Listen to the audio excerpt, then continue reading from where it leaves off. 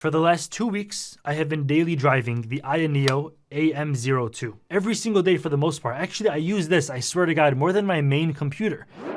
Oh yeah, this is sick, bro. Oh my God, this looks so cool. What? This looks freaking amazing. This looks like if the NES just dropped like yesterday, it would look like this. Does this pop open? Wow. No way, bro. That's freaking gorgeous. So on the back, you have all of your DisplayPort, HDMI, USB, 2 Ethernet cable. Really? This is not, I don't normally see this at all on computers, especially not like mini computers. That's the beautiful screen right there. Like, this is the main attraction of this computer, is the fact that there's a built-in digital screen. Look at this. It smells like a Sharpie. Look how beautiful. Oh my. That button feels so satisfying.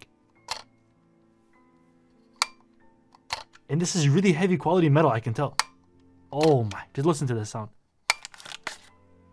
Okay, these are the universal wall plugs, which I'm not gonna need. I assume this is the power cable. Oh, that's a brick right there, if I've ever seen one. Oh yeah, wow, that's sick. Come on now. That might actually be what it's for.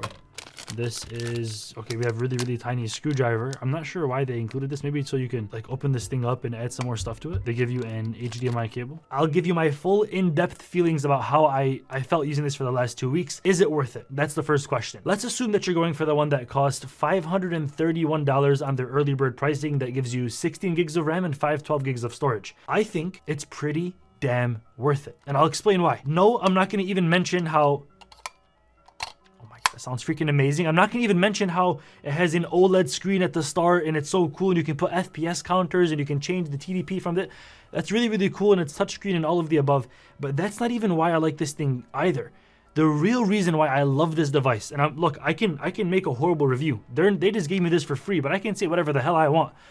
The reason why I've been using this every single day is because I'm not sure, look, if I might have ADHD or something's wrong with my brain, but literally when I'm working and I'm focused on a script or I'm doing research and I'm planning for a video, my mind, like, it's the whole world becomes blank. The world doesn't exist, it's just me and YouTube. That's how deeply focused I get. If I hear a fan spinning or a door knocking or any of these outside external sounds, my focus is lost immediately. I don't know how. I don't know why nobody else is doing this. Maybe they are, I'm just not aware of it. This is the only and first device I've seen where it gives you the ability to change the TDP, the power limit basically, and the fan speed of your computer without having to go to the BIOS and learn a bunch of these complicated settings and hold F12 and start spamming the freaking spacebar button as you're turning on the computer. It's none of that stuff. You literally just open the little sidebar to your right and you have so many, it's like you have the BIOS right in front of your screen while you're on Windows. And I use this a lot. If you change this from, there's like a bunch of different options like AAA gaming, retro gaming, work, and then also like PC office mode. There's a bunch of options and it all changes it for you with a little presets and fan speeds and all that. If you make this on the slowest option, which wastes minimal battery, barely uses like 10 watts of power or something like that, extremely low, then it makes this device dead silent. Just listen to this video.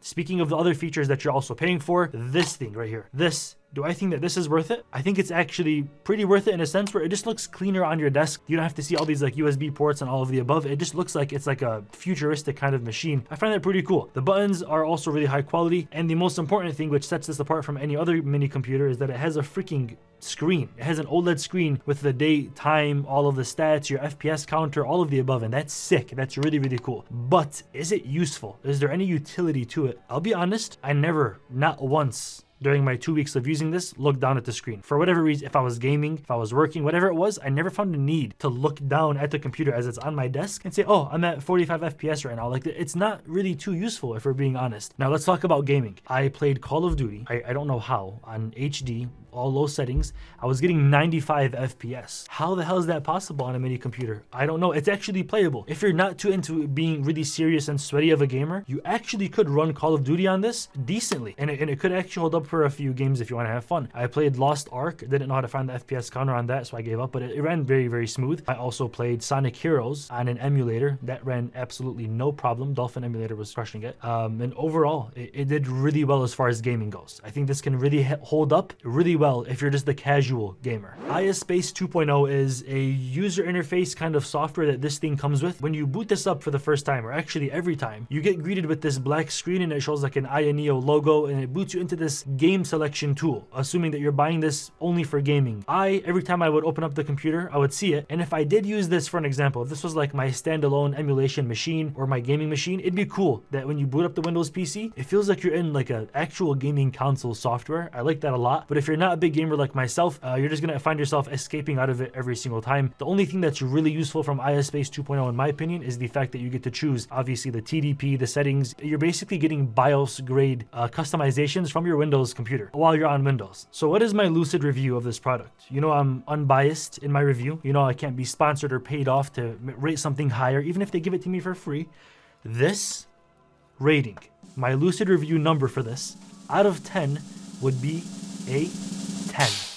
100%. This is a 10 out of 10 considering and only considering you're buying this for their Indiegogo early bird pricing, which is only $531. If you're buying it for that price, this is an absolute steal. Other computers from other brands, for an example, charge exactly $500 for the similar specs. What this would charge $531 for. So you're basically paying $31 more to get not only a really cool screen that looks sick, you might not use it though, and also this slide up and just overall a beautiful device, but you're also getting that amazing software that gives you full functionality, and you will never have to go to the BIOS of this computer for pretty much as long as you live. And for that reason, I say the extra $30 is so well spent, so much freaking more worth it. For $661, which is the normal sale price, that's the retail price of this after it's done being on Indiegogo, I'd say that's a bit too expensive, if we're being honest. An extra $160 versus the competitor's price, just because the features that I mentioned. I mean, it's worth $30 more. It's worth maybe like $50 or $60 more, but I can't go and say it's worth $160 more. So for that reason,